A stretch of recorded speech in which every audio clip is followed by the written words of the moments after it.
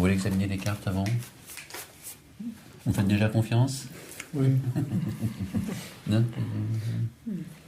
On sent mieux hein, quand on l'a touché.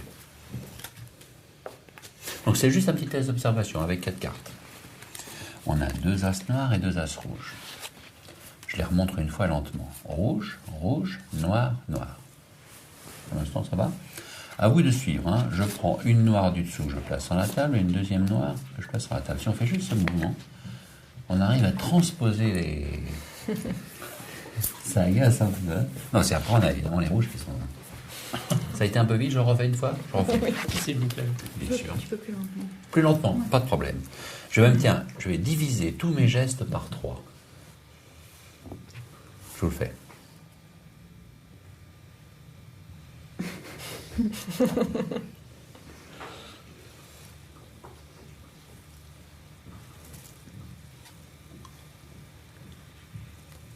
va faire plus lentement.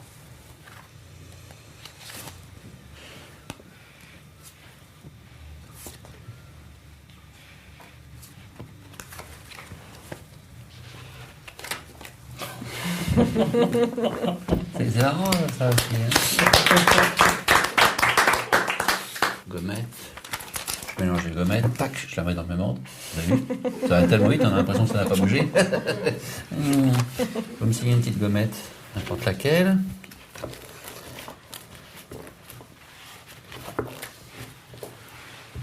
Parfait. Monsieur, vous allez prendre une carte. Mademoiselle, vous allez mettre la gommette sur la face de la carte. Attention, pas sur votre face, sur la face de la carte. Merci. Pendant ce temps-là, vous mélangez. Comme ça, tout le monde fait quelque chose. J'ai bien mélangé. Vous avez vu que c'était pas si mal. Parce qu'il y a du mal, lui. Que des sons dans la magie. Bien, je range ça avec précaution. Vous allez venir stop quand vous voulez. Top. Ah, j'en ai plus. Si on attend trop, c'est le problème. Hein. Top. Là. C'est bien la vôtre? Signé? Oui? Alors, l'idée est simple. Hein. Pareil, on fait semblant de faire la carte en jeu. Vous vérifiez si j'ai quelque chose dans ma poche, là. Regardez. Il n'y a rien? Elles sont grandes, vos poches. Bah oui, c'est sûr. Mais enfin, est-ce qu'il y a quelque chose dedans? Non, bien. Donc, l'idée est la suivante. D'abord, on fait une petite répétition générale, et après, je vous fais la chose. Tout à l'heure, je vais prendre votre carte. On imagine que c'est le roi de carreau. Enfin, c'est pas le roi de carreau. Ça peut pas être le roi de carreau, puisqu'elle n'est pas signée. Hein, non, d'accord. C'est sûr. Tout à l'heure, je vais donc prendre votre carte. Je vais la mettre dans ma poche. Et magiquement, en faisant juste ça, tac, la carte revient. C'est balèze, ça. Enfin, je sais que là, c'est fort. Mais bon, sans plus, parce que c'est quand même pas la bonne. Votre carte, c'était... Attendez, non, ne me dites pas. Non, c'est pas la peine, je l'ai signé, donc c'est facile à retrouver. Voilà, là, je l'ai. Regardez, c'est assez joli parce qu'on prend la carte comme ça, on fait juste ça. Juste. Pit. Vous avez vu arriver, non? Non. Prenez vous-même. Il y a une carte? C'est bien ça? C'est bien la carte signée? Waouh! Alors, je fais devant vous la chose pour éviter que vous pensiez que je magouille avant. Comme ça, vous verrez que je peux magouiller devant vous.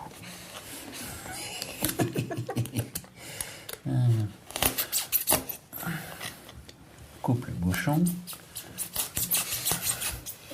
Oui, quoi? Saurais-je pas Manuel? Qu'est-ce que ça veut dire? Comme ça, vous voyez quand même que les objets sont tout à fait normaux. Non? Maintenant, je refais ça, on se demande d'où j'en viens. On va bientôt comprendre. J'adore ce petit bruit. Preneur de son aussi, sûrement. Il doit y avoir les zouzounes qui explosent. Voilà. Est-ce que vous voulez examiner les petits bouchons maintenant? On s'en fout? Bien. J'élimine tout ça. Et maintenant, vous allez le croire ou non, je vais fabriquer un carré imaginaire avec mes petits bouchons. Ça, c'est un des moments les plus beaux.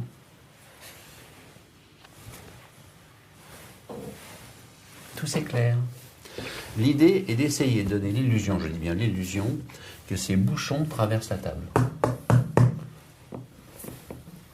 Je suis sympa, je dis les faits avant. Le résultat sera le même de toute façon. Oui, non mais... Je dis quand même les faits avant. Vous voulez pas encore examiner, c'est bon? Je retrousse les manches, parce que souvent les gens pensent que c'est dans les manches que ça se passe. Pas toujours.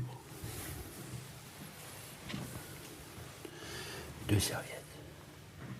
4 bouchons. Un ici, un là. L'idée est de faire traverser les bouchons un par un à travers la table. Regardez bien. Hop. Hop. Le dernier, on le prend juste là. Ça goude. Ça goude.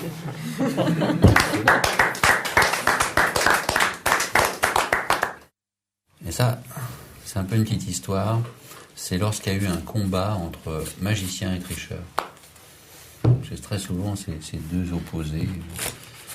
Les tricheurs ont une stratégie, les magiciens en ont une autre. Même si on mélange les cartes, sont bien mélangées. Ouais. Non? Vous me dites, hein? Pas bien? Si, très bien. Impeccable. Donc je refais 4 paquets. Et l'idée est la suivante. C'est de perdre les as un par un. Vers le centre, vous voyez, le premier, comme ça. Honnête. Mais si on est bon, en technique de tricheur, apparemment la carte a été mise dans le milieu, mais déjà en une fraction de seconde, elle est remontée dessus. C'est fou. Sans compter qu'on n'a pas l'impression. Hein. Non, mais si on regarde bien, on a vraiment l'impression que c'est au milieu. Et pourtant, non, elle est déjà remontée dessus. Là, j'explique, hein, simplement. Donc, on peut faire la même chose avec le deuxième as, on perd. Avec le troisième as, même chose, on perd. Et le quatrième as, de la même façon, on va même faire pire, on va perdre à vue. Vraiment comme ça, face visible. Donc les as sont perdus, ça veut dire qu'il n'y a pas d'as dessus, il n'y a pas d'as dessous. Pourtant, si on coupe, de façon tricheur, good. Évidemment, pas d'as dessus, pas d'as dessous. Et si on coupe, ça marche. Même à vue, on peut le faire. Hein. Côté face, ça fonctionne un peu. Vous avez compris le principe, hein, il suffit de montrer. Là, pas là, c'est pas là. Et là, instantanément, paf.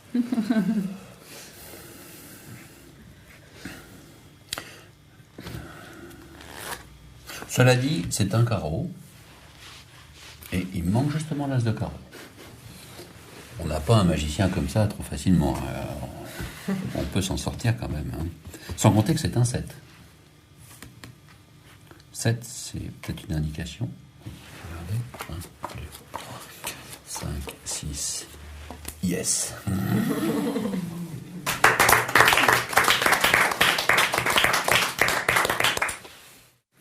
Ça, voyez, ça c'est le mélange qu'on appelle parisien. Ou la française, ça dépend dans quelle contrée on est, quoi. Il y a la méthode Berrichonne. Vous connaissez la méthode Berrichonne de mélange? C'est quasi la même chose, chaque contrée a sa méthode de mélange. Ça dit pas? Non, ben, je vous le dis. Méthode Berrichonne, c'est quasiment la même chose, mais de l'autre côté. Mais ça ressemble, hein, Il y a la coupe suisse, très célèbre.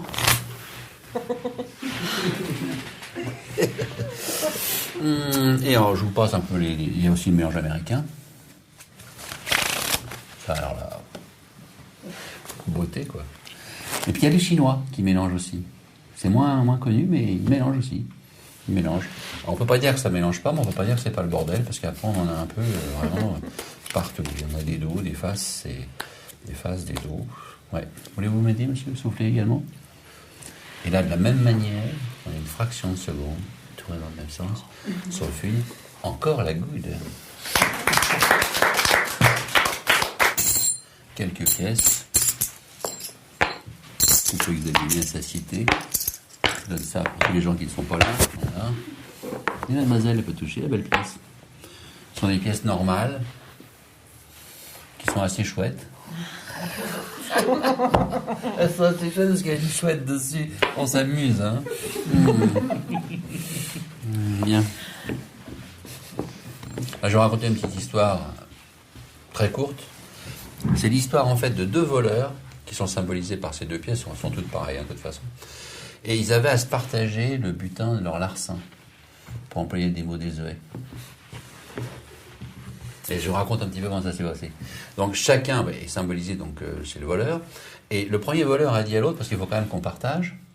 Elle dit, la meilleure solution pour partager, c'est on prend une pièce, j'en prends une, t'en prends une, j'en prends une, t'en prends une, j'en prends une. Et là, il y a l'autre voleur, il a dit, attends, ça me paraît pas net ton truc. Je préférerais qu'on remette tout sur la table et puis qu'on réfléchisse encore un petit peu. Alors, on remet les pièces. Et là, ils réfléchissent un moment, puis finalement, ils arrivent à la conclusion qu'il n'y a pas tellement d'autre solution que de prendre une pièce pour un, une pièce pour un, une pièce pour un, une pièce pour un, une pièce pour un. Et à ce moment-là, il y a celui de droite, il dit, mais j'ai l'impression de m'être fait avoir parce que moi, j'en ai que deux. Alors toi, t'as tout. Donc je me demande s'il n'y a pas un lézard là-dessous. Je fais avec mademoiselle, tiens. Vous voulez bien éventuellement un talon? Vous prenez à peu près la moitié du paquet, vous-même. Tac, parfait. Vous mélangez comme moi, je vérichonne.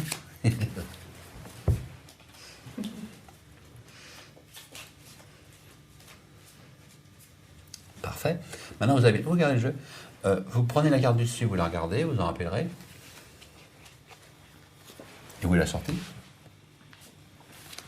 Vous m'insérez votre carte dans le paquet, dans mon paquet, sans me la montrer. C'est-à-dire, on va la mettre bien dans le milieu. Maintenant, moi, je fais la même chose avec la mienne. On égalise bien. Parfait. Vous coupez à peu près à la moitié. Vous retournez votre partie. Non, celle-là, celle-là. Vous retournerez l'autre aussi après, d'ailleurs. Parfait. Vous mettez votre partie sur la mienne. Je vais vous aider un peu. Voilà. Je mets la mienne. Et vous mettez la vôtre. De l'autre côté. Face en l'air aussi. Comme ça, on mélange bien tout. On égalise l'ensemble. Net. Ma carte que j'ai vue, c'était la dame de trèfle. Et vous, la vôtre, c'était Deux de cœur.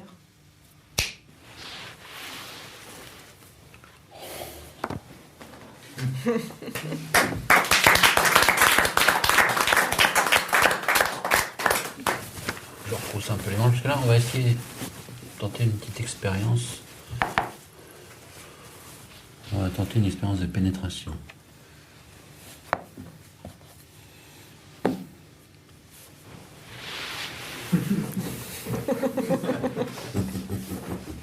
L'idée est la suivante, on prend la pièce et on essaie de la faire pénétrer dans le bras. Des fois je mets 25-30 minutes. Mais... non, mais des fois ça marche pas du premier coup parce que c'est quand même pas... c'est pas évident non plus. Hein.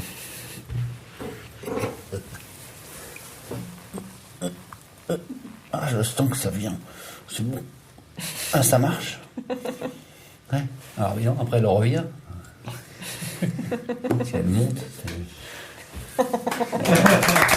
Maintenant, avec des objets qu'on trouve partout, des verres à dents et du papier bidule. Quoi? Et je fais des petits chloups.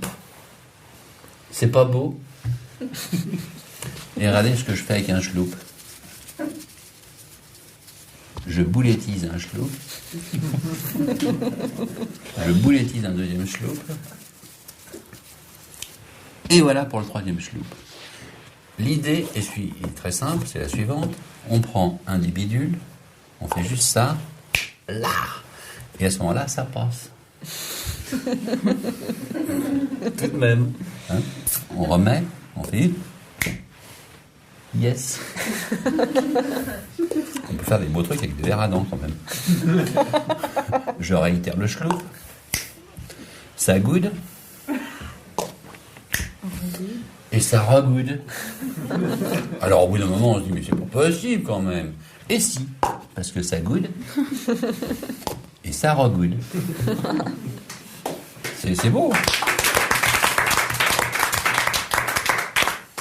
Si éventuellement on enlève deux splouts, qu'on range in the pock, qu'on prend un troisième splout et qu'on met là, si on le prend magiquement et qu'on le repasse là, il passe là. Et si on le reprend ici, il repasse là aussi.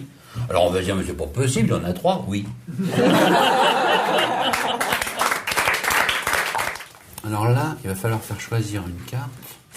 C'est la mademoiselle où on prend une au hasard, façon là, maintenant on se connaît. Voilà. Le 4 de cœur. Le 4 de cœur. Alors on a, évidemment, je coupe un peu n'importe où. Tiens, on va couper là. Là, on met bien le 4 de cœur dans le milieu. Et si on fait juste ce mouvement, c'est un mouvement de retournement, ça retourne immédiatement les rois.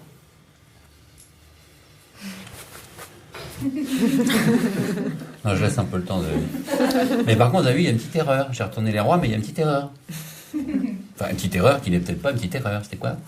Yes, merci.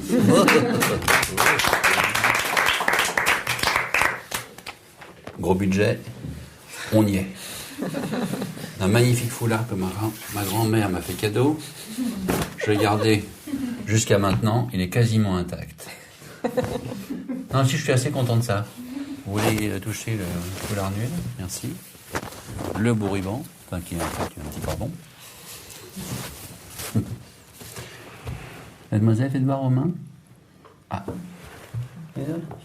Ah, un petit peu d'envie. Monsieur? Oh, la belle. Il en a même deux. Celle-là, monsieur, peut-être. Donnez examiner la bague à madame. Est-ce qu'il y a pas d'ouverture dans la bague? Enfin, je parle pas évidemment de gros trou, hein, je parle. Non, bien. Alors, on va essayer de réaliser quelque chose d'assez fou. Vous avez bien regardé, c'est bien solide. Vraiment. Oui. Alors, attention. Il faut bien observer les bouts. Merci. L'idée est d'essayer de mettre la bague à l'intérieur du vide, sans bien sûr passer par les bouts. On travaillerait sur scène, on ferait une grande illusion, on aura une grande boîte pour se cacher dedans. Je n'ai pas de boîte, j'ai un vieux foulard. Donc je vais mettre le foulard. Il faut bien observer les extrémités, c'est important. C'est pas fait, hein. Ça va être beaucoup plus long.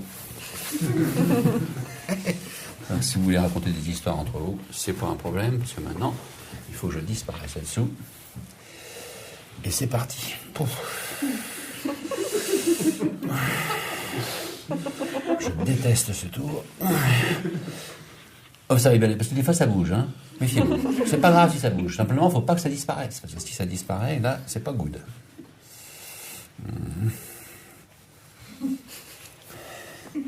Ah, ça bouge, ça bouge. Rien? Rien dans la main? Non. Enfin, par les doigts, je veux dire. Elle vient, une extrémité. Je prends. J'ai fait juste un nœud. Vous allez me dire, c'est pas magique. Mais non, parce que j'ai fait un nœud, je peux très bien faire un nœud. Par contre, ce qui est fou, c'est que si on fait ça, ça marche. Et maintenant, je vais vous en faire un dernier. Là, on va rentrer un peu dans ce qu'on peut appeler une forme de paranormal. Une forme d'hypnose collective. Si. Mademoiselle, elle mélange si elle veut. Mélange bien les cartes. Et vous allez être bientôt en mon pouvoir. Hypnotique, mais très moderne. Car on n'aurait pas l'impression d'être endormi. Pourtant, vous le serez. Bien mélangé? Oui. Alors attention, je vous endors collectivement. C'est fait. Rapide. Vous êtes en mon pouvoir. Tenez, mademoiselle, vous me prenez une carte rouge au hasard dans le jeu. Vous me prenez, vous n'hésitez pas, vous prenez une carte rouge. Hop, là, attendez. J'ai deviné. Vous avez deviné? Mais non, j'ai demandé une rouge, là. Vous me prenez une rouge, s'il vous plaît, vite. Merci. Et voilà. Vous allez me dire, j'ai une chance sur deux, hein. Mais n'empêche que ça commence pas si mal. En fait, on va faire ça collectivement. Vous voulez en mélanger encore ou c'est... Oui. Merci.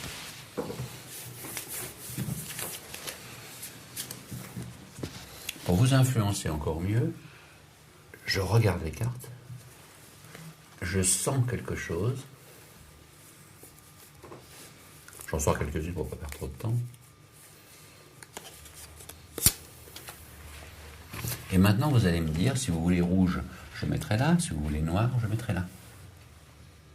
Ok? On commence avec vous, laquelle vous voulez? Rouge. Celle-là. Vous la voulez rouge? Oui. Vous pensez qu'elle est rouge? Oui. Ben, ça commence pas mal. C'est pas mal. À vous. Vous me dites ce que vous voulez que je mette ou là. On a un témoin. Ça Noir. quoi? Ça noir. Ensuite, toujours la même. Rouge. Rouge ensuite. Noir. Et noir. Alors, en fait, elle est un petit peu répartie sans se rendre compte, car vous allez choisir comme vous voulez, mais il faut quand même bien savoir que dans un jeu de cartes, il y a 26 rouges et 26 noirs de toute façon. Donc, si vous me faites 52 noirs ou 52 rouges, c'est bête. On va faire jouer tout le monde. On a quelques idées ici. Ah ouais, c'est pas mal ça aussi. Et ça aussi, ouais. Vous me dites, si par exemple vous pouvez me dire 2 rouges, 4 noirs, 4 noirs, 2 rouges, enfin, comme vous voulez. C'est de la rouge, rouge, et celle-là noire. Parfait. On continue.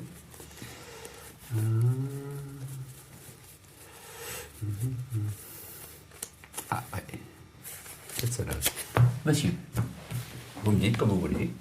2 noirs et une rouge. C'est là 2 noirs? Oui. C'est celle-là. Je ne veux pas vous pensiez que je vous influence. 2 noirs. Celle-là, Et 2 une noirs rouge. et celle-là rouge. Ok. Alors, il arrive parfois que l'influence ne fonctionne pas top. Ça m'arrive. C'est rare. Mais ça arrive. Donc, parfois, je suis forcé de le dire, je me trompe. Mais comme je préviens à l'avance. À vous, monsieur. Rouge. Et voilà. Ah, mais, alors, on va mettre maintenant les rouges là, puisque vous vouliez que ce soit là. Je m'étais trompé là aussi exprès une fois, pour qu'on puisse inverser les tendances. Maintenant, on va mettre les noirs ici et les rouges là. Mais évidemment, celles-ci doivent être rouges, celles-ci doivent être noires. Je ne vous en boucane pas, là, c'est clair.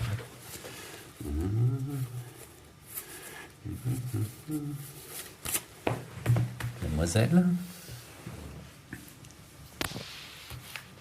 Noir. Noir aussi. Oula! Rouge. Vous êtes sûr celle-là aussi? Bon, c'est un peu plus, on se bourrait là.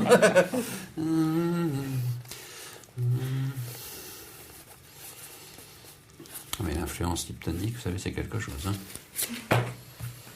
Mademoiselle, quelques-unes pour vous, frère monsieur. Ces deux-là, Noir. noirs.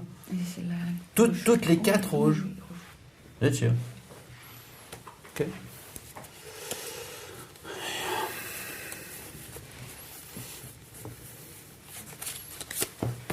Monsieur? 2 noirs et une rouge. Les noirs sont Les 2 premières. ces deux-là ou ces Oui. deux-là? Parce que les deux premiers, ça peut être l'un ou l'autre. Celle du haut. Ces deux-là, Oui. 2 noirs Et une rouge. et une rouge. On continue ou ça suffit là? Parce qu'on en a déjà fait pas mal. Hein, ça vous va? Vous voyez, il reste bien sûr encore des rouges et des noirs. Si on voulait continuer. Hein. Il y a les jokers aussi, mais ça, bon, c'est ni rouge ni noir, puisque c'est un peu tout ce qu'on veut. Donc maintenant, on en est au moment de vérifier. Avant, je vous réveille, parce que sinon vous n'allez pas bénéficier du fait. Donc en principe, si vous ne vous êtes pas trompé, toutes ces cartes doivent être Noir. noires. On est bien d'accord? Et toutes ces cartes doivent être rouges. Eh bien, les dés sont jetés, vous vérifiez. Allez-y. Allez-y, vérifiez. N'hésitez pas, il faut le faire. Ça Ils marche? sont bien rouges. Tenez, vérifiez aussi, mademoiselle. Tenez, vérifiez. Ça marche bien? Ouais? Aucune erreur? Bon, là, on peut vous applaudir tous.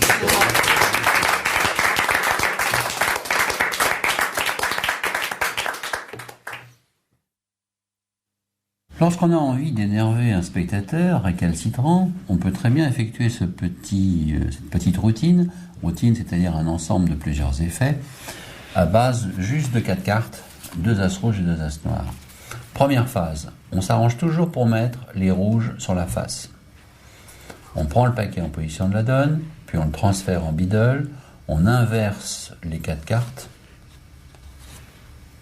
on retourne l'ensemble, on boucle la carte inférieure, on paye en slip cut, comme on l'a vu, la carte supérieure, et donc on va effectuer une levée double du milieu, ce qui nous permet de montrer un as noir. Maintenant, on tire la carte du dessus, on retourne les deux du dessous comme une, et on met le deuxième as noir. Comme par magie, les noirs reviennent, et les rouges sont sur la table. On refait une deuxième fois la même chose en mettant les as rouges sur la face, on réeffectue la même technique, c'est-à-dire en inverse, On retourne le paquet. Cette fois, on va effectuer un comptage Amsler en faisant un break à la troisième, à savoir 1, 2, 3 avec un break, 4 par-dessus. On retourne les deux communes à l'as noir. Levé double du dessous. Deuxième as noir. De nouveau, il reste. Et les autres sont dessus. Troisième phase, la partie explicative qui est une fausse explication. Rouge, rouge, noir, noir. On réeffectue le premier geste, c'est-à-dire boucle inférieure, slip cut du dessus. Là, on monte là. C'est au moment où on va le placer, on dit, mais très vite, j'ai donné la carte en numéro 2. Donc, j'ai fait une donne en second invisible. Donc, je ne mets pas l'as noir. Il faut bien préciser, je ne mets pas l'as noir. Maintenant, on fait une levée double du dessous. Mais je ne mets pas là, je mets la carte d'après. Donc, je ne mets pas l'as noir. Mais comme je suis magicien, je les ai quand même mis. Et là, de nouveau. Donc, on imagine la carte choisie est le roi de carreau. On a fait signer le roi de carreau. Et on a contrôlé le roi de carreau dessus. Avec une triple coupe, comme on l'a vu tout à l'heure dans les techniques. À savoir, la carte choisie est dans la main du spectateur. On a le jeu qu'on a pu faire mélanger. On prend une partie supérieure. On fait replacer la carte sur la partie. Maintenant, on fait un break entre les deux portions. On coupe à la moitié du break. Et on effectue la triple coupe comme on l'avait expliqué. Donc maintenant, la carte choisie se retrouve sur le paquet. Maintenant, on dit au spectateur qu'on va faire voyager une carte dans la poche. En réalité, on fait une levée double. Donc on voit une carte quelconque. On met la carte choisie, signée, dans sa poche. Et on dit, regardez, magiquement, le 2 de carreau revient. Effectivement, il revient. Maintenant on dit, mais ça vous en foutez. On va le faire plutôt avec votre carte. Votre carte, c'était quoi? Roi de carreau, on fait semblant de chercher le roi de carreau. On extrait une carte, n'importe laquelle. Pour le spectateur, subliminalement, il voit sa carte. On fait ce mouvement, fouillez vous-même. Le spectateur fouille et il trouve le roi de carreau signé. Et il a envie de se pendre une fois de plus. L'explication des bouchons. Vous avez de la chance quand même, parce que c'est un beau truc ça. Donc, ce que je trouve intéressant, c'est de fabriquer tout devant les gens, comme vous avez pu le voir à la démonstration. Parce que les gens vraiment se demandent qu'est-ce qu'on est en train de maquiller avec le bouchon, les machins, on coupe, tout ça. Ils se demandent vraiment où on va. Et surtout, on leur montre bien qu'on va utiliser que des objets qui sont sur une table lorsqu'on est en train de dîner, parce que c'est vraiment un tour qu'on doit faire quand on est en train de dîner ou qu'on vient de finir de dîner ou qu'on n'a pas encore dîné mais qu'on est à une table. Parce qu'à une table, il y a toujours un bouchon. Si on boit un peu de pinard, il y en a, forcément. Donc on va utiliser le bouchon qu'on va couper en quatre comme on l'a vu en démonstration. On va utiliser un des couteaux de la table. On va prendre des serviettes qu'il y aura eu donc sur la table et on va pouvoir faire un petit miracle. Un petit miracle se passe de la façon suivante. On positionne donc les bouchons en un carré imaginaire. Le premier qui m'a montré ça, c'était René Lys. C'est vraiment un des tours qui m'avait plus fasciné quand j'étais môme. Et l'intérêt aussi, c'est qu'on peut le faire debout. Donc je me lève. On prend donc les deux serviettes, on les montre avec le pouce et l'index de cette façon, pour bien montrer que les mains sont vides. Maintenant, on positionne la première serviette à l'intérieur de la fourche et on met l'autre par-dessus. Maintenant, quand on va poser la première, en fait, vous voyez, ce qu'on voit pas, mais qui existe, c'est qu'il y a, pour symboliser, ces trois doigts qui sont serrés et l'index qui est de cette manière. Ça veut dire que si on le faisait sans serviette, ça donnerait ça et ça. Avec les deux serviettes, c'est quand même plus net. Ça donne ça, 1 et 2. Maintenant, on prend de cette façon le bouchon. On fait mine de le faire traverser la table. Et ce qui est important, c'est le pivot de la serviette. En fait, sous la table, on fait juste ça. Et on tape. Maintenant, on soulève en prenant l'extérieur et on va révéler le deuxième bouchon. Et ce qui est intéressant, c'est que maintenant, naturellement, la main qui reste chargée de cette façon va simplement se remettre en position et la serviette revient dessus et après on abandonne. On refait la même chose. Et pour le dernier, on fait mine de le prendre. Ça passe. On montre bien qu'il a disparu. et elle est bien apparue ici, et on peut tout examiner. Je vous remercie de votre attention. As du tricheur, un tour de dé Vernon, mis un petit peu à ma sauce, mais c'est vraiment le tour de dé Vernon qu'on appelait le professeur, une espèce de dieu vivant incroyable. Donc, l'as de carreau, c'est le seul qui a une importance dans ce tour. Il faut simplement savoir où il se trouve. Mettons-le sur la face, ce sera aussi bien. Tout en prenant le jeu, mine de rien, on cherche le 7 de carreau et on le place deuxième à compter du dessus. À partir de là, il suffit de placer l'as de carreau à gauche, on met les autres, on s'en fout, et de placer donc le jeu face en l'air sur l'as de carreau. Et ensuite on fait des paquets. Quand on va éventailler les cartes, on fait ça pour mettre n'importe où. En réalité, on compte 2, 4, 6, 8 et on la met 9e. Et si on n'est pas complètement au centre, on va décaler l'as pour qu'il donne l'impression d'être au centre du paquet. À partir de là, on garde la partie en main, on met l'autre partie. Dans le mouvement d'aller prendre l'as de trèfle, on fait un break en poussant la carte de face et on la ramène au niveau d'une main pour avoir un break à l'auriculaire. On ramène l'as dessus et on effectue une double coupe comme on l'avait vu au début. L'as est perdu. On reprend la partie, on met l'autre par-dessus. Sous le mouvement de prendre l'as, on fait un break de 2 cette fois, en poussant 2 cartes communes, en ramenant au niveau pour obtenir un break. On a maintenant un break de 3. On effectue une double coupe, de la même façon. Dernière phase, on met l'as sur la face, on boucle la carte inférieure, on transfère le break au pouce du middle. Maintenant, on sous-coupe du dessus, on ramène dessous, on sous-coupe une moitié inférieure du break, on coupe au break, et on est maintenant prêt. À savoir, on a un as en deuxième à compter de la face, une carte quelconque, un as, une carte quelconque, un as, et ensuite le montage qu'on a préparé. Ce qui veut dire qu'en effectuant la coupe du tricheur qu'on a vu tout à l'heure dans les techniques, on peut montrer carte quelconque, on slip, un as apparaît. Carte quelconque, on slip, deuxième as. On retourne le jeu, on slip, troisième as. Cette fois on montre, on remontre, on slip, 7 de carreau. Ah, erreur, non, parce qu'il nous manquait justement l'as de carreau. On compte 1, 2, 3, 4, 5, 6. Et la 7e, c'est l'as de carreau. De nouveau. Alors le mélange chinois, c'est un mélange très subtil, qui est classique. Imaginons que la carte choisie soit le roi de trèfle. Elle est dessous. Si on fait ce mouvement, en réalité, même si ça donne vraiment l'impression d'un mélange important, si on considère le fait qu'on va garder la dernière carte en main et qu'on va retourner le poignet et replacer cette carte dessus, en réalité, on se trouve dans cette configuration, à savoir la carte choisie, un bloc face en l'air et le reste des dos. À partir de cet instant, on montre des dos des faces des dos, et naturellement on va couper au pont naturel qui se crée entre les faces et les dos.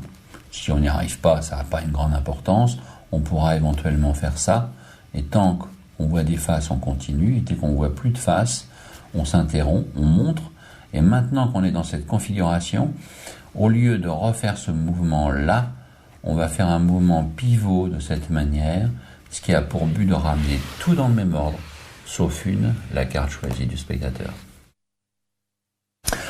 On peut bien sûr utiliser des pièces du commerce, ça peut être des pièces ordinaires. La seule règle à respecter, c'est que toutes les pièces qu'on va utiliser soient identiques.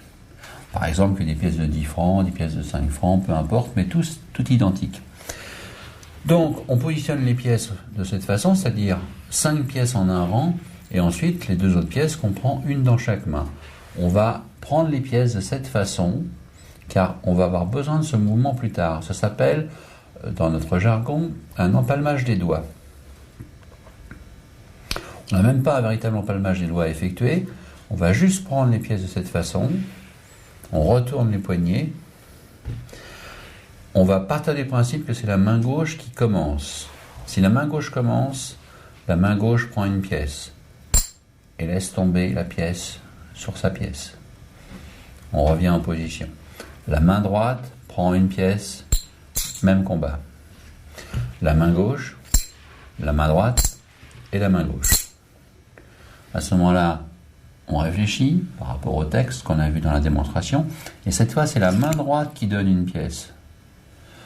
La main gauche donne une pièce, la main droite donne une pièce, la main gauche donne une pièce, et la main droite donne une pièce, et garde la main fermée, alors qu'en vérité, il n'y a plus rien dans la main. Maintenant, de nouveau, la main gauche prend une pièce, on fait sonner. La main gauche prend, et tout de suite, on vient chercher l'autre, on fait sonner. On fait sonner toujours le même côté. Maintenant, on peut faire sonner, donc on fait sonner. Et on fait sonner. Pour les gens, il y a à peu près le même nombre de pièces dans chaque main. Pourtant, non, il n'y en a que 2 ici, et toutes les autres de l'autre côté. Merci beaucoup de votre attention. Simplement, il faut regarder la carte de face, en l'occurrence le 9 de cœur. On prend le 9 de cœur et la carte suivante, et on retourne le jeu par-dessus. Donc on se rappelle du 9 de cœur. À partir de là, le tour est automatique. À partir du moment où on fait prendre un paquet, on dit au spectateur de mélanger, on fait comme lui, mais on a évidemment les 2 cartes retournées dessous. On ramène la partie derrière, et dans le mouvement, on retourne le paquet. Ce qui fait que maintenant, on se retrouve dans cette configuration-là. On donne au spectateur la carte indifférente. Il nous donne sa carte qu'on met dans le milieu, mais on garde un break au-dessus de la carte. Donc maintenant, on a la bonne qui est bien positionnée. On dit couper à peu près à la moitié. En fait, on coupe au break. Le spectateur fait de même. Et là, on fait ça.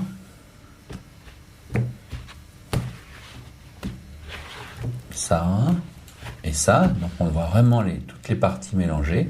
Maintenant, on annonce sa carte, 9 de cœur, le spectateur annonce la sienne, et on va voir que les 2 cartes face en l'air dans le jeu.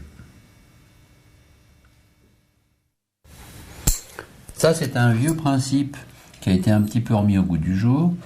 Il suffit d'avoir 2 pièces identiques et de placer une des pièces sur la nuque. C'est tout. Maintenant, donc on va effectuer un lapping. Lapping, c'est l'action de faire tomber un objet sur les genoux. Simplement en faisant ce mouvement. Si on fait ce mouvement pour prendre une pièce, c'est tout à fait naturel. Mais si on fait ça et ensuite ça paraît tout aussi naturel, mais pourtant là, on vient de lapper la pièce sur les genoux. Grâce à ce mouvement d'une part et la pièce qu'on a là d'autre part, on va réaliser un petit miracle. Puisqu'on prend la pièce une fois, on revient en position et on essaie de la faire pénétrer le coude, dit-on. On lâche, ça ne fonctionne pas.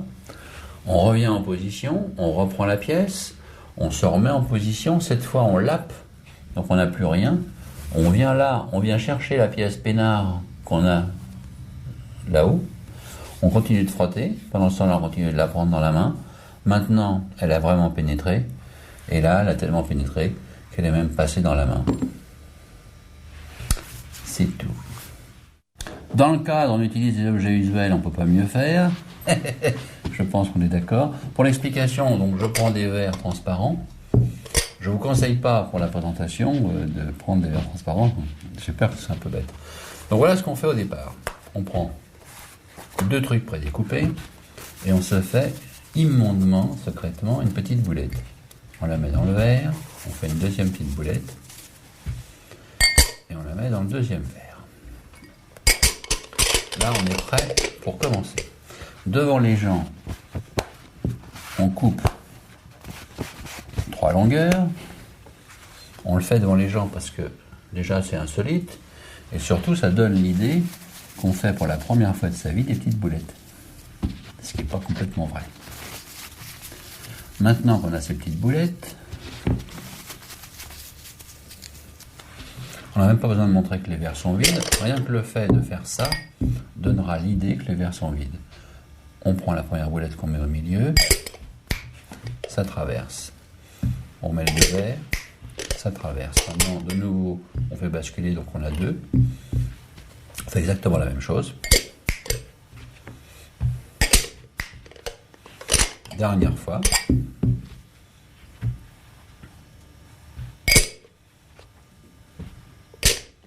On a les 3. Maintenant, on se retrouve avec les 2 boulettes. Ce qui fait qu'on repositionne et on s'arrange cette fois pour mettre le gobelet vide, le verre vide, au centre. On élimine 2 petites boulettes et on place au centre. Maintenant, on dit qu'on la prend magiquement, elle repasse là. On la reprend magiquement, elle repasse là. Mais encore plus fort, on fait ça et maintenant, on a 3 boulettes et on peut tout donner à examiner. Pas beau ça ? Pour cet effet, les 2 rois rouges sont placés de cette manière par rapport au jeu. Face en l'air, en 2e et 3e position. La carte choisie, souvenez-vous, est face en l'air sur la table. On effectue un break de 2 cartes. On coupe une partie inférieure, qu'on ramène dessus, et on conserve un break entre les deux. Ce qui fait que on a en fait un break entre les 2 rois. On est donc avec un break. On prend une petite partie du dessus, on montre, on reprend un peu plus, on montre, on reprend un peu plus, on monte. Cette fois, on coupe au break et le poignet bascule pour prendre la carte choisie. Et en fait, il la place sur le roi. On retourne le poignet. Maintenant, on retourne le poignet en poussant la carte du dessus pour bien montrer la carte choisie. On égalise, on ramène l'ensemble dessus. Et bien sûr, on se retrouve avec 2 rois face en l'air au centre, avec au milieu la carte choisie. Pour l'explication, j'ai pris un foulard transparent, comme ça vous verrez mieux. Hein? On prend une bague, on emprunte une bague à un spectateur ou une spectatrice. Et voilà comment ça fonctionne. Lacet est normal, la bague du spectateur est normale, le foulard est normal, tout est normal. C'est ce que j'aime souvent en magie, c'est utiliser des objets tout à fait courants, mais pour réaliser des choses assez impossibles. Donc voilà comment ça se passe. On met le foulard. Habituellement, bien sûr, quand on met le foulard, c'est un mystère, les gens se demandent ce qui se passe dessous. Là, on va quand même bien voir ce qui se passe dessous. Voilà ce que je fais. Je mets mes mains dessous, je prends la bague et je fais une boucle. Maintenant, je prends le brin droit, je mets à peu près à la même position et je fais un premier nœud. Je fais passer la boucle de l'autre côté et j'effectue un 2e nœud, mais j'essaie de ne pas trop serrer. Hein.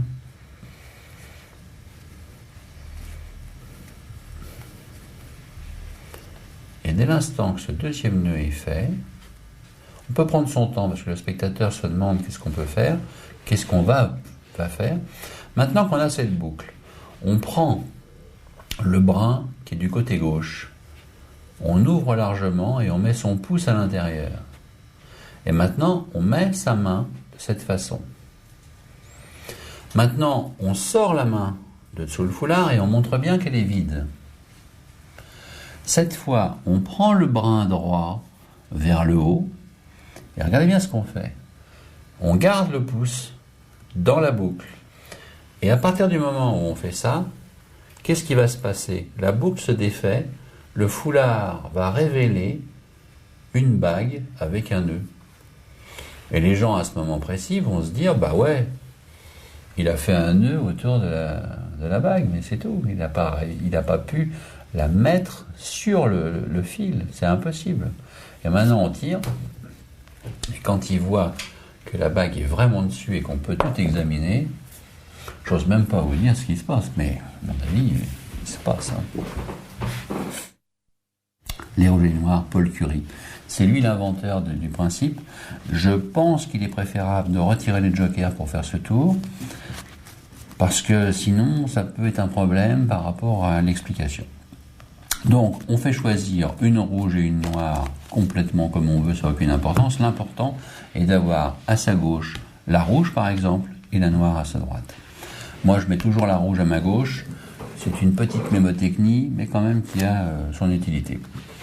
À partir de là, je vais m'arranger pour ne pas déstructurer mes cartes naturellement rouges et noires qui sont dans le jeu. De la manière suivante. Je vais prendre par exemple ici 2 rouges, une rouge, 3 rouges, etc., etc. Mais je ne vais prendre que des rouges. Quand j'aurai pris toutes les rouges sans déstructurer, je vais me retrouver avec des rouges et des noirs. À partir de là, je vais répartir comme le spectateur me demande. Quand c'est terminé, je vais faire exprès de me tromper en prenant une noire. Si le spectateur me dit noir, une fois de plus, j'ai bon. Et je la place sur le témoin noir. Et je dirais, j'avais bon aussi là. Et si par exemple, le spectateur se trompe ou je me suis trompé, il va me dire rouge et manque de chance, c'est pas bon. À ce moment-là, je dis, c'est pas grave, maintenant on va faire le contraire. D'ailleurs, il me semble que je m'étais trompé là. Ouais, c'est ici, je m'étais trompé aussi. Donc maintenant, on va mettre les rouges de ce côté-là, les noirs de ce côté-là. Cette fois, on va prendre que des noirs de la même façon sans déstructurer. Ce qui a pour but qu'une fois qu'on aura enlevé toutes les cartes qui ne gênent pas, on va se retrouver avec un jeu mélangé avec des rouges et des noirs.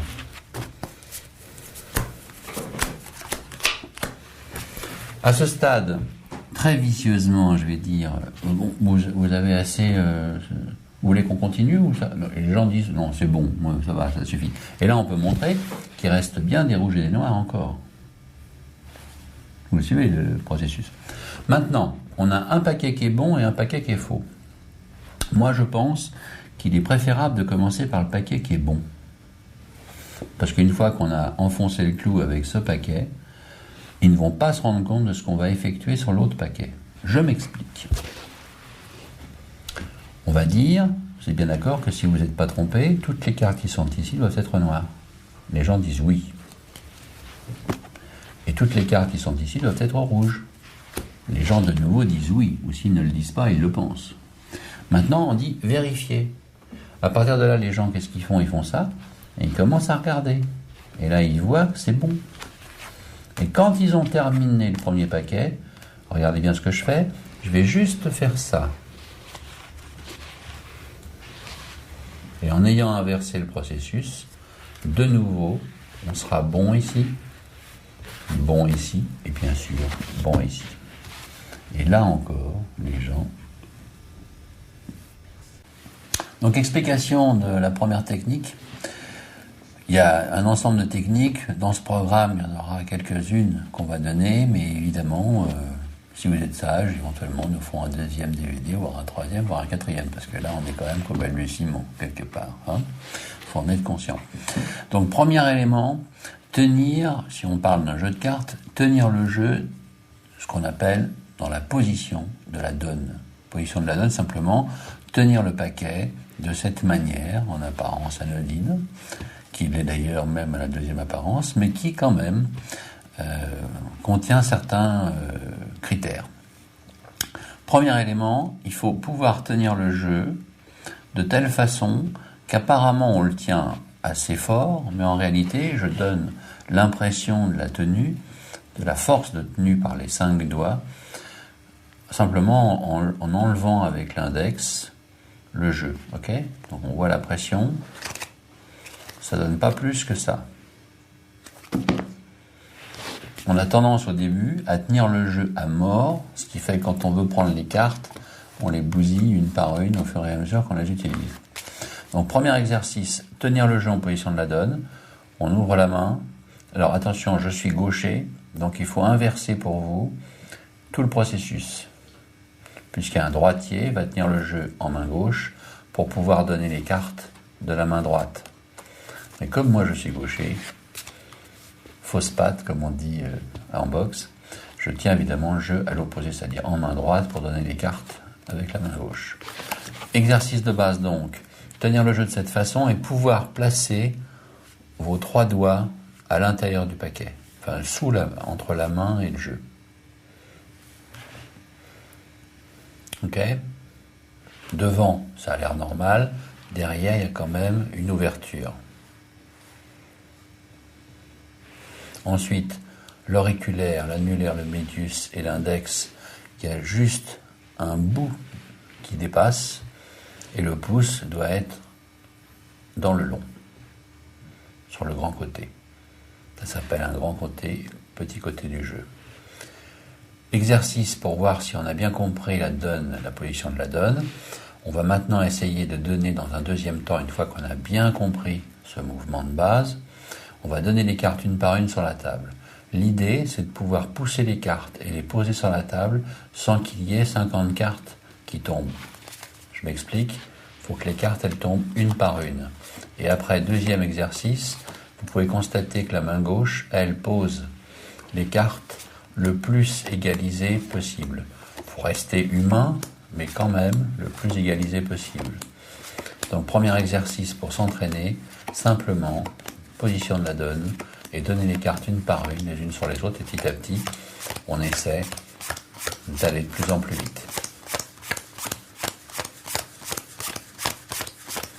Et on garde la position, si on pourrait toujours mettre les doigts dessous, jusqu'au bout.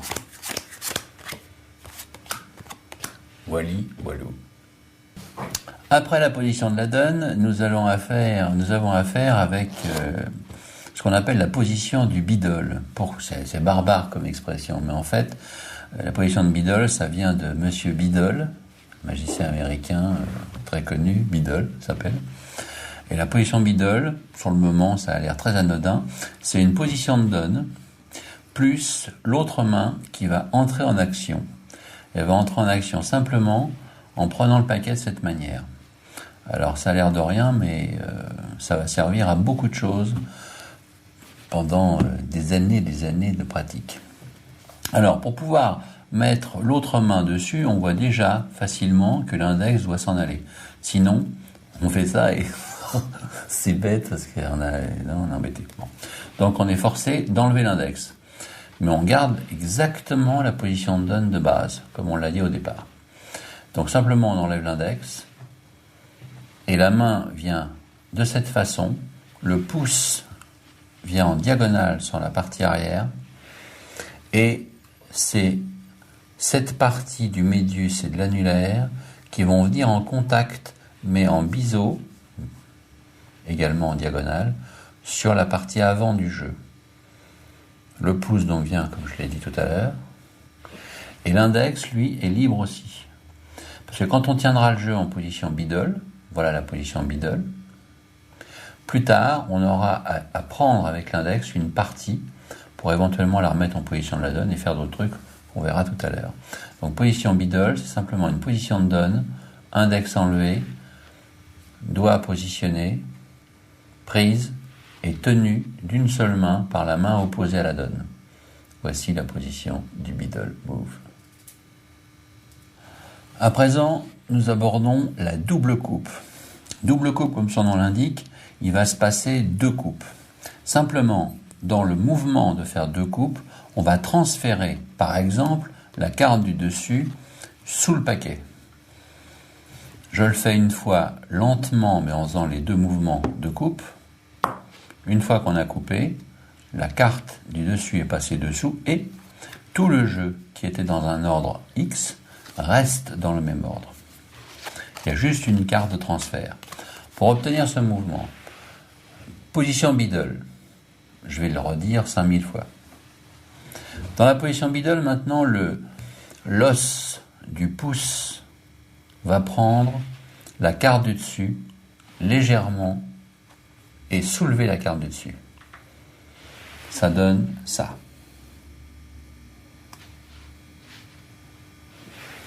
Toujours dans la position Biddle, tout en tenant le jeu en position de donne, on va sous-couper avec le pouce gauche du Biddle, disons à peu près la moitié inférieure. À présent, la partie inférieure est ramenée sur la carte breakée, puisqu'on vient d'effectuer un break avec l'os du pouce gauche. Un temps, on égalise. En réalité, on garde le break avec le pouce ainsi qu'avec l'auriculaire de la main de la position de la donne. Maintenant, on coupe au break et on rétablit. Le jeu reste dans le même ordre, sauf la carte du dessus qui est passée dessous. Vous avez pu constater quand j'ai fait la démonstration, je n'ai pas fait ça et ça, où on a bien sûr la carte du dessus qui passe dessous, mais j'ai fait par contre ça, ça et ça. Pour la bonne raison, c'est que si on réfléchit, pour le spectateur, si on fait simplement ça, qu'est-ce qu'il peut imaginer? Il peut simplement imaginer qu'on a fait tout simplement ça et ça. C'est-à-dire qu'on n'a pas fait grand-chose. Et le malheur, c'est que c'est pas complètement faux. Donc pour éviter ça, on va complètement déstructurer la cadence et la focale, si on peut dire. À savoir, on fait son break, on sous-coupe, et maintenant qu'on a le break entre les deux parties, on pose en jetant la partie supérieure, qui en fait est la partie inférieure, puis on reprend et on jette par-dessus, ce qui donne l'impression d'avoir coupé. Alors qu'en réalité, on n'a pas coupé, puisqu'on a simplement fait voyager la carte du dessus dessous.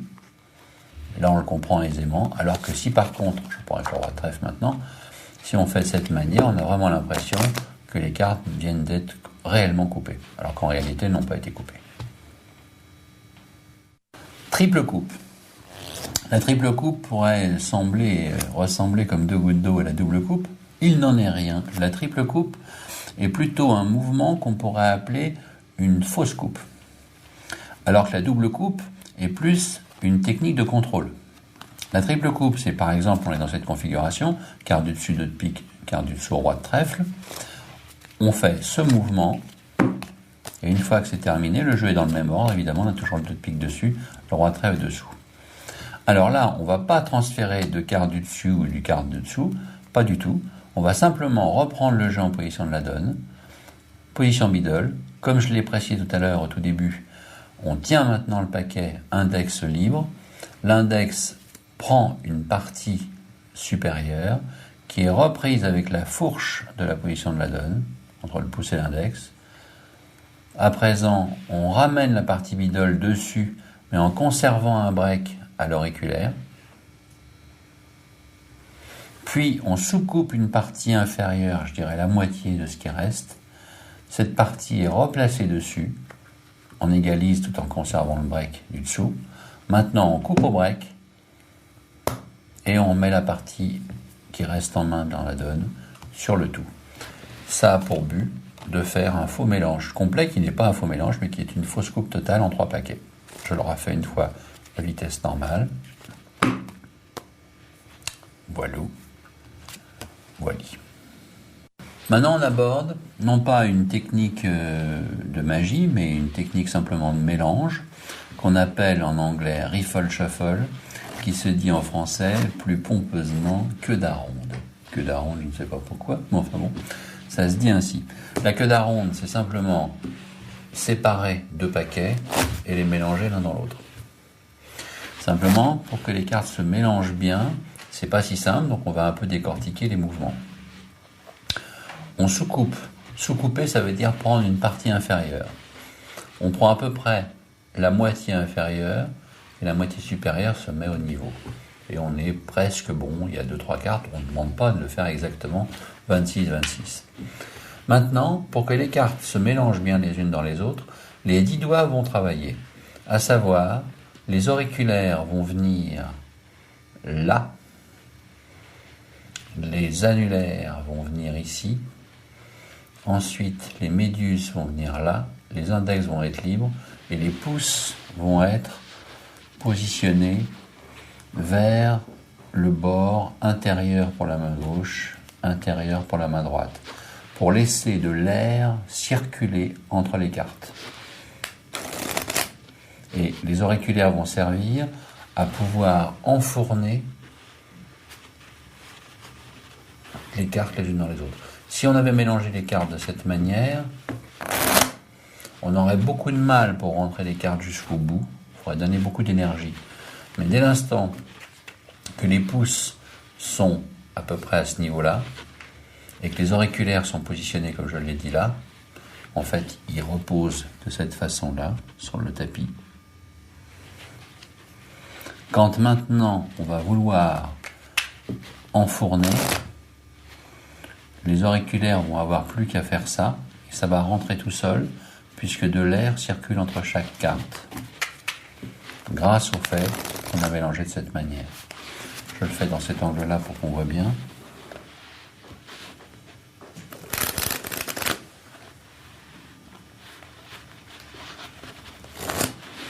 À vitesse normale, ça donne.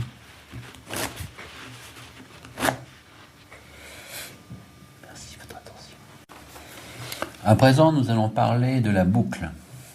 La boucle est une autre technique assez intéressante qui va permettre tout bonnement, en l'occurrence, de faire exactement le contraire qu'on avait fait tout à l'heure dans la double coupe. À savoir la double coupe, on avait fait passer la carte du dessus dessous avec deux coupes. Là, cette fois, on va faire passer la carte du dessous dessus avec deux coupes aussi. Mais comment fait-on pour obtenir un break de cette carte pour qu'elle passe après dessus? On va donc utiliser ce qu'on appelle la boucle. On est de nouveau en position de donne et à la différence de certains confrères qui ont tendance à faire la boucle à l'index, ce qui ne me paraît pas être une bonne idée, parce que si on le fait avec l'index, on va donc faire ce mouvement et on va voir ici la carte qui se ponte, alors que si on fait avec le médius, on ne voit rien du tout et là on a exactement la même configuration. Donc maintenant, on est donc sans break, en position de donne, on boucle avec le médius, on reprend le break avec le pouce du biddle, ça commence à se compliquer maintenant au niveau de la dialectique, on sent que on y va. Maintenant qu'on a le break, on sous-coupe, comme tout à l'heure pour la triple coupe, la partie supérieure avec l'index, donc on se retrouve avec un break au pouce plus une levée à l'index de la partie supérieure. Cette partie supérieure est reprise avec la fourche, comme je l'avais dit tout à l'heure. Maintenant, on replace le paquet, mais si on le replace au niveau, il va s'obtenir le phénomène suivant. C'est comme la carte, elle est en break avec un léger biseau. Quand on va replacer la partie dessus, ça va donc plaquer la carte breakée sur la partie inférieure. Maintenant, on n'a plus qu'à ressous-couper une partie supérieure, la placer dessous, on coupe au break. Le jeu est resté dans le même ordre, sauf que maintenant la carte du dessous est passée dessus. Donc nous allons donc aborder maintenant la levée double et la levée triple. La levée double est une technique fondamentale qui est vieille comme le monde mais qui a une efficacité sans borne. L'idée est de montrer une carte et hop, elle se transforme comme par magie. Alors qu'en fait, on a pris simplement ou deux ou trois cartes, en l'occurrence là j'ai pris trois cartes pour une. Donc nous allons essayer de structurer comment on break, comment on prend ces cartes pour pouvoir les montrer deux comme une. Donc premièrement, il faut faire un break de deux cartes. Alors, méthode simple, effeuiller tout le jeu. Et quand on effeuille, à la fin, on sent, c'est là où c'est pas forcément évident au début, on sent qu'il en reste deux. Et quand il y en a deux, on les laisse tomber, mais elles tombent sur la pulpe de l'auriculaire. Si elles tombent sur la pulpe de l'auriculaire, du coup, il se fait en français une brisure qu'on appelle maintenant plutôt break, mais qui revient exactement au même. Donc, on a un break de deux cartes. Maintenant, là je vais vous montrer une levée double classique qui est de Brother John Hammond. Le pouce vient se loger le plus qu'il peut. En fait, il y a un bout de la peau du pouce qui vient à l'intérieur des deux cartes, enfin à l'intérieur des deux cartes plus dans le break, plutôt c'est entre les deux cartes et le jeu. Maintenant que le pouce est rentré, vous constatez que le pouce et l'index de la main de la donne tiennent, pas fermement, mais ils sont là quand même, ils tiennent, parce que sinon évidemment les deux cartes vont s'en aller. Il faut bien considérer cette tenue avec le pouce et l'index de la position de la donne. On a son break donc à l'auriculaire, le pouce vient se loger dedans, et maintenant le pouce va pivoter. En pivotant, bien sûr, la main va se relever, les doigts vont se mettre comme ça, puis maintenant le pouce et l'index de la main de la donne abandonnent la tenue pendant une fraction de seconde. Maintenant on peut retourner comme un livre la carte double. N'oublions pas, on va avoir tendance quand on fait ça à ramener la carte de cette manière, ce qui est une erreur. Il faut, au contraire, maintenant qu'on a fait son break, qu'on est rentré, pousser avec ses 3 doigts la double carte pour qu'elle vienne simplement se retourner, sans qu'il y ait ce mouvement de poignet, car c'est très disgracieux. Ça donne tac, tac. Si on le fait sans interruption, la carte ne baffe pas. Si on a tendance à avoir peur, ça va donner ça. Ce qui est cacaboudin, quelque part. Mais on fait du cacaboudin au début, c'est normal. On ne fait pas d'omelette sans casser des œufs, comme nous disaient nos grands-parents. Tac, tac. Et maintenant, vous voyez, on peut aussi, une fois qu'on a fait le break et qu'on a pris, ramener légèrement de cette façon. Et maintenant qu'on est dans cette configuration, on a toujours 2 cartes ici pour une. On peut faire la même chose, mais décalée, et on envoie. Ensuite, la révélation, par exemple, c'est ça. Voilà la levée double. Levée triple, c'est exactement la même chose, sauf que là, quand on va effeuiller, bien sûr, au lieu d'avoir 2 cartes qui restent, on va s'arranger pour en avoir 3, ce qui fait que maintenant, on va faire une levée triple, ce qui permettra éventuellement de mettre le 8 de trèfle dans le paquet. Un mouvement, de nouveau, le 8 de trèfle remonte, de nouveau, on le repère dans le paquet, et de nouveau, il remonte. Les gens commencent à se demander s'il n'y aurait pas eu des 8 de trèfle dans le jeu. Que nenni. En fait, il n'y en avait qu'un, et là, les gens commencent à avoir envie de se pendre. Donc, le comptage Hemsley se fait de la manière suivante. On a par exemple comme configuration de base 3 cartes rouges et une carte noire.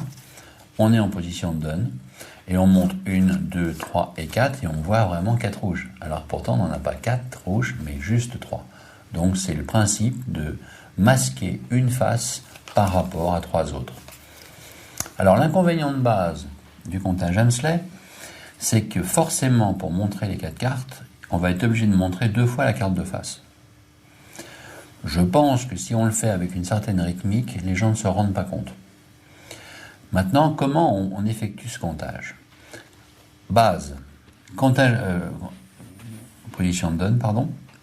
Ensuite, la fourche pouce-index, comme on l'avait vu précédemment, tient le bloc. Ça veut dire que si maintenant on enlève les 3 doigts, puisque si elle est bien tenue, si les cartes sont bien tenues par la fourche du pouce et de l'index, on peut sans problème enlever les 3 derniers doigts sans que ça bouge quoi que ce soit. À partir de là, premier exercice, c'est d'essayer, avec la position de donne classique, de tirer avec le pouce de la position de la donne. Je vous rappelle que je suis gaucher. On tire la carte de face vers l'intérieur de la main, juste un peu. Faites un petit peu plus que l'index, si vous voulez, mais plus ça ira, plus vous ferez simplement qu'une toute petite ouverture. Maintenant, on enlève les 3 derniers doigts. On fait d'abord le mouvement de tirage vers l'intérieur, on enlève les 3 derniers doigts. Maintenant, l'autre main vient pouce dessus, 4 doigts dessous, mais le pouce doit être au centre du paquet, sauf la carte de face qui vient d'être légèrement décalée vers l'intérieur. Ça a pour but de compter 1. La carte comptée, évidemment, est celle qui est dans ma main droite. Maintenant, le principe, c'est d'allier 2 actions en même temps, à savoir, le pouce gauche va pousser vers la droite, et les 3 doigts, parce qu'en fait le 4e, lui, reste en plan parce qu'il n'a pas accès aux cartes, mais il est intéressant parce qu'il donne de la force aux doigts. Les 3 doigts, donc, vont eux tirer vers la gauche. Et ça se fait en même temps. Ça donne ça. Et si on le fait, comme vous pouvez le constater, les 2 cartes de face restent solidaires. Au début, vous allez le faire, ça ne va pas être solidaire, mais il ne faut pas vous décourager. On pousse et ça reste solidaire. Donc, on récapitule. On a au départ la carte à masquer qui est en 3e position à compter de la face. Position de base. On tire vers l'intérieur. 3 doigts s'écartent. Le pouce vient au centre. On écarte les mains. Le pouce pousse vers la droite. Les 3 doigts tirent vers la gauche. Maintenant, cette carte qui est restée en position de donne va se loger contre l'index et le médius de la main gauche. Et là, on peut lâcher. On obtient dans cette configuration 2 cartes, une carte décalée et une carte décalée vers l'intérieur, vers l'extérieur, vers l'intérieur. Maintenant, il faut prendre avec le pouce de la donne les 2 cartes de face commune. Maintenant, on inverse la 3e et on inverse la 4e. Vous venez d'effectuer un comptage Hamsley. Je le refais une fois lentement en décomposant tous les gestes. 1, 2, 3, 4, 5, lâcher, 6, 7, 8. Évidemment, ça c'est le mouvement, l'apprentissage de base du comptage Hamsley. Il est évident que si on fait ça, ça serait trop saccadé, ça serait pas joli. Donc après, ce qu'on essaie de faire, c'est toujours les mêmes mouvements, mais on les enchaîne. C'est-à-dire, on décale, on prend, on pousse, enfin on tire, mais au moment où on va pousser comme tout à l'heure, à ce moment précis, la carte qui est en main droite pour moi va tout de suite se loger où on l'a dit. À savoir, ça va donner ça. 1, 2. Et à 2, on a déjà transféré. 3, 4. Je refais une fois. 1, 2, 3, 4. Et ensuite, on fait le comptage normalement à vitesse, comme il faut. C'est-à-dire sur un timing. Si on veut s'entraîner, pour éviter à chaque fois de ramener la carte ensuite dessous, on fait ça. 1, 2, 3, 4. On la met directement dessous. 1, 2, 3, 4. Une bonne manière de s'entraîner sur le comptage est d'enregistrer sur une bande audio 1, 2, 3, 4. 1, 2, 3, 4. Et ça, on se l'enregistre à peu près pendant 5 minutes. Et quand ensuite, vous allez repasser la bande, par rapport à ce que vous entendez, vous essayerez de faire.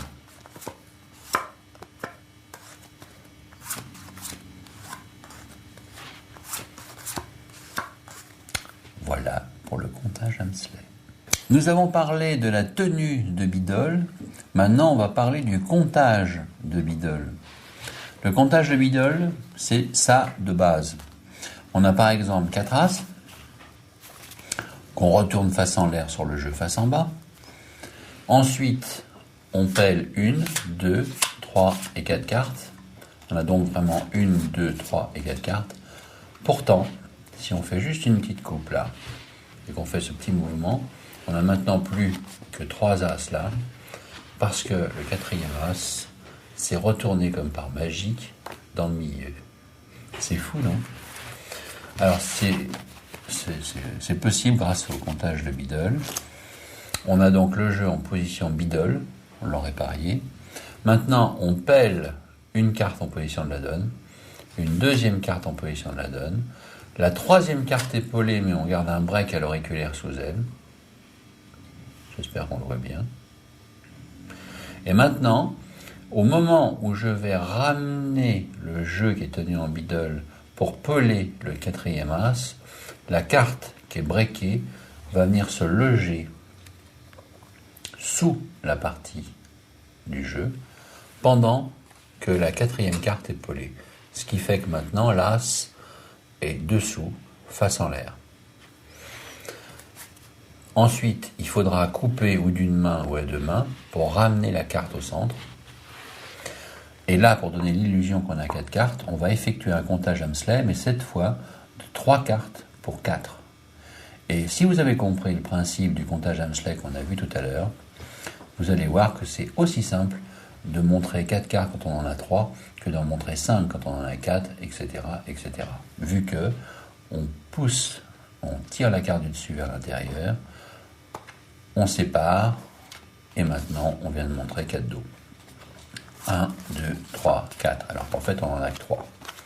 Un As a disparu, et pour le révéler, on étale, et la carte est face en l'air dans le jeu. Maintenant, on va passer à une fausse coupe. Elle s'appelle fausse coupe du vivier, vu que j'ai découvert ce mouvement il y a une trentaine d'années à peu près. Si on effectue une coupe en main, enfin qui commence en main, qui se termine sur table, juste 2 paquets, on va faire ça. Et on a vraiment coupé. Maintenant, je fais la même chose, et là je n'ai pas coupé. Pour prouver la chose, on met par exemple 2 as noirs sur la face, 2 as rouges dessus.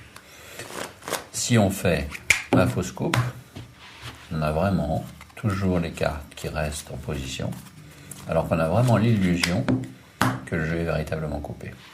Ça se fait de la manière suivante. On a la position de la donne, on transfère en biddle, on prend l'ensemble en biddle, on prend une partie comme on a déjà vu. La partie supérieure est prise avec la fourche, et maintenant dans cette position, la main droite pivote pour taquer la partie qui est tenue en biddle. Elle est abandonnée, puis la partie de la donne est redonnée au biddle, et on laisse tomber sur la table. Ça donne une illusion totale que le jeu vient d'être coupé. En réalité, on n'a rien fait. Puisque si on faisait vraiment, on ferait presque la même chose. Là, on a coupé. Sinon,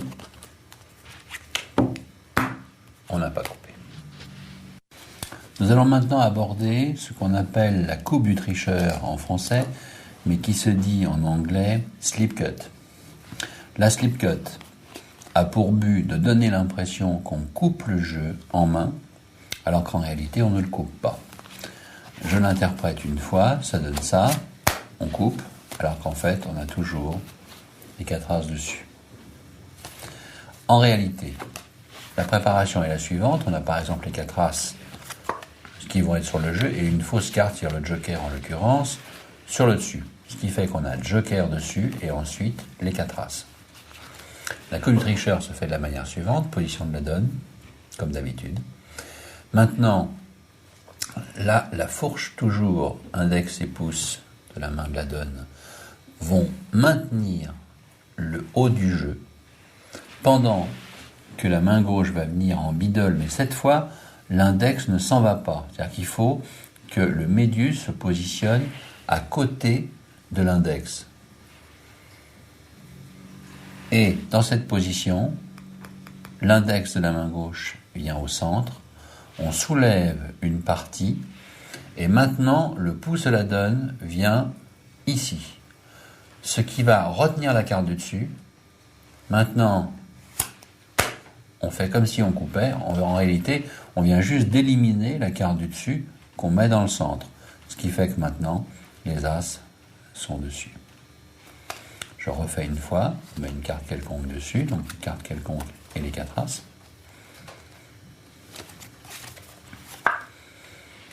Mouvement. 4 as. Donc ce faux mélange est le suivant. On sous-coupe la partie supérieure, cette fois à droite.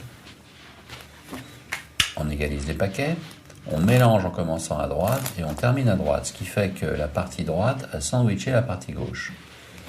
Maintenant, on prend une partie de la partie inférieure, si je puis dire, qu'on ramène dessus en maintenant un break. On reprend une partie inférieure qu'on ramène sur l'ensemble, puis on coupe, on enlève la dernière partie qu'on remet dessus.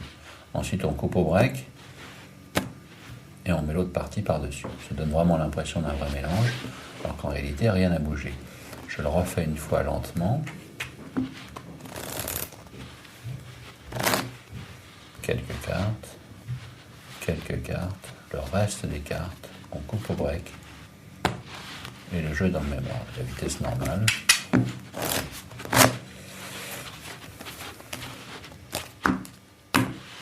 Ça donne vraiment l'impression que les cartes sont mélangées, et en fait que nenni. Faux mélange, Jacob Dallet. L'idée est la suivante. On prend une partie qu'on va mélanger dans l'autre. On égalise bien, on recoupe, et le jeu est pourtant dans le même ordre. Voilà comment ça fonctionne. On va couper à peu près la moitié du paquet, mais au moment où on va mettre ce paquet sur la gauche, En fait, l'index va garder simplement la carte supérieure. Donc on a vraiment pris la partie supérieure qu'on a mis à gauche, à l'exception de la carte supérieure. On égalise les paquets. On fait un mélange en queue d'aronde comme on l'a expliqué tout à l'heure, en commençant par quelques cartes de droite. Mélange normal. On termine avec une seule carte de droite et un petit bloc, c'est-à-dire 7-8 cartes, à gauche. Maintenant, voilà ce qui se passe. L'idée est de donner l'illusion qu'on va égaliser le paquet.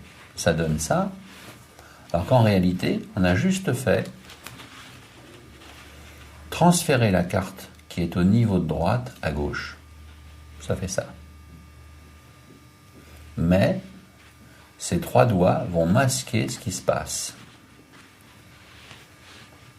Ces 3 doigts là. Maintenant, on dit qu'on va recouper, en réalité, on est dans cette configuration. On fait juste ça, et maintenant je vais dans le même ordre. Je le refais une fois.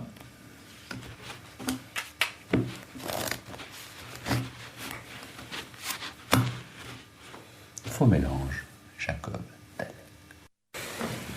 Nous allons aborder une autre fausse coupe qu'on appelle vulgairement la coupe au pardon.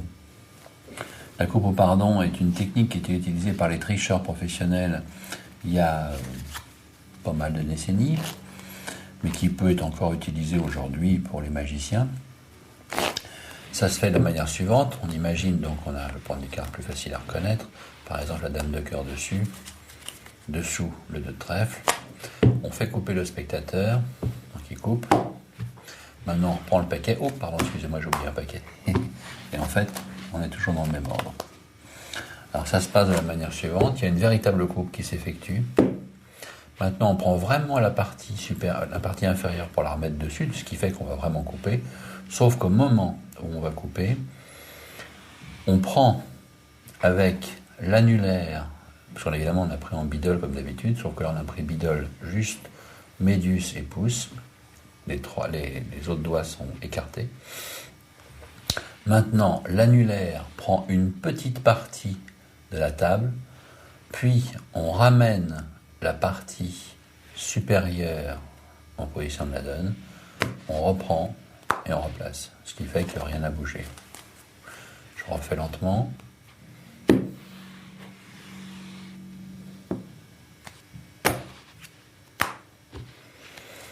Dans le cours d'une partie, c'est très anodin, hein, on coupe, prenez. Oh, pardon, excusez-moi. Et là, on vient de laisser tout dans le même ordre. Je vous remercie de votre attention. Une autre fausse coupe, cette fois une fausse coupe en 3 paquets. Donc je montre la situation de base, 2 de cœur dessus, 8 de carreau dessous. Là, on fait juste 1, 2 et 3 paquets pour bien mélanger. Et en réalité, tout est dans le même ordre, comme au début. Alors ça se passe de la manière suivante. On tient le paquet en position de donne, on transfère en bidole, on prend une partie supérieure avec l'index, qu'on ramène dessous en maintenant un break. Cette fois, on prend une petite partie du dessus qu'on pose le plus près de soi, on coupe à la moitié au-dessus du break, on coupe au break, et maintenant on n'a plus qu'à remettre toutes les parties d'en arrière en avant, et le jeu n'a pas bougé de son ordre initial.